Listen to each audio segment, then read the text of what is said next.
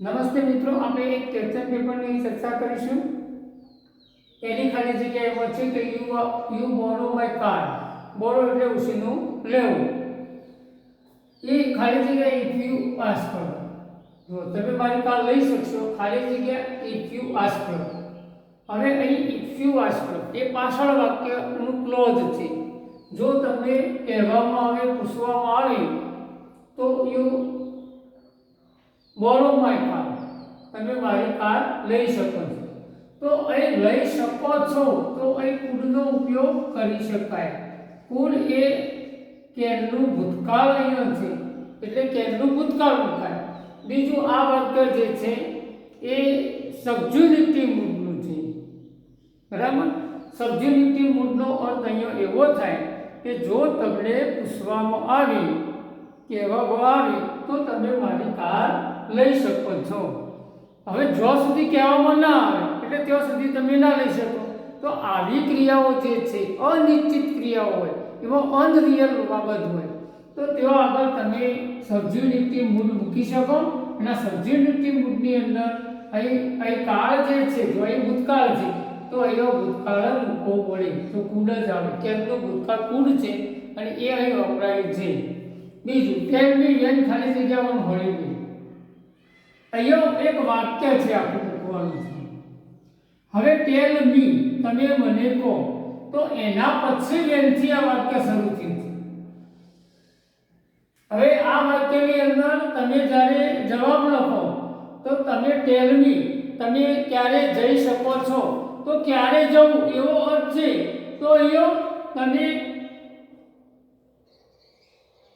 અહીં જ્યારે લખો ત્યારે ટેલ મી વેન પછી આગળનું આ વાક્ય ઉપવાક્ય છે એટલે આપણે આને નાઉન ક્લોઝ કહીશું.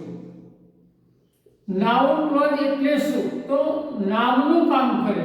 જો મિત્રો એ કર્મ છે, કર્મ પછી ડાયરેક્ટ ઓબ્જેક્ટમાં કંઈક શબ્દ જોઈએ તો એ શબ્દ નહીં તો આખું વાક્ય છે કર્મ છે એટલે આ કર્મનું કામ કરે.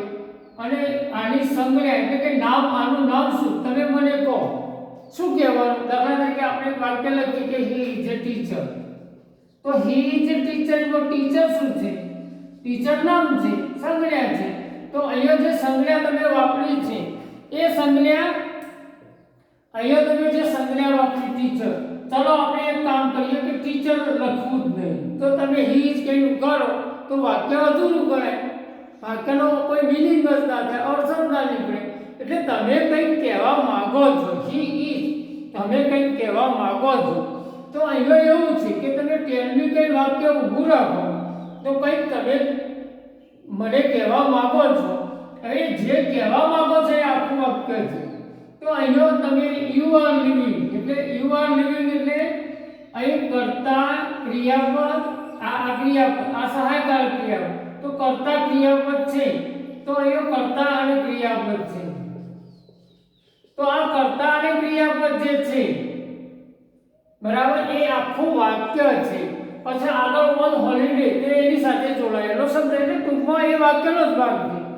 તો વેન યુ આર લિવિંગ, તો તમને એમ થાય વેન પ્રશ્ન માટે છે, તો ના, વેન જે છે એ આ વાક્યને અને આ વાક્યને જોડતું કંજક્શનનું કામ કરે છે.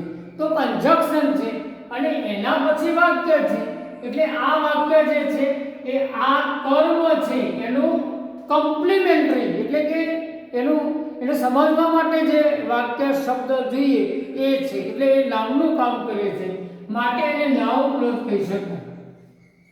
મિત્રો આવું નાઉનનું કામ કરે છે. હવે આગળ આપણે વાક્ય જોઈએ. આ ખાલી જગ્યા my parents twice A month. હવે આખા વાક્યનું ગુજરાતી આવું થાય, હું મારા માતા પિતાને મહિનામાં 2 વાર મળું છું, બરાબર, મુલાકાત લઉં છું. તો અહીંયા તમે મારા મા બાપની હું 2 વાર મુલાકાત લઉં છું, તો કયો કાળ છે?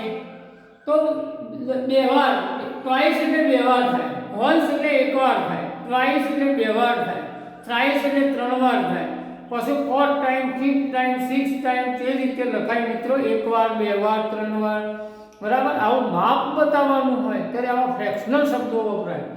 જો ટ્વાઇસ એ મંથ, તો મહિનામાં 2 વખત.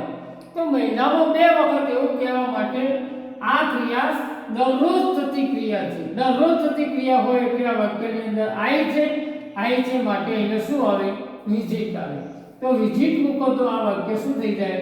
સાચું થઈ જાય. સાદો વર્તમાનકાળ છે, ક્રિયાપદ મૂળ રૂપમાં આવે અને આઈ છે એટલે એસ કે શું લગાડવામાં આવતું નથી. મિત્રો આ રીતે આ ખાલી જગ્યાઓના જવાબો છે. વિડીયોને લાઈક કરજો અને શેર કરજો.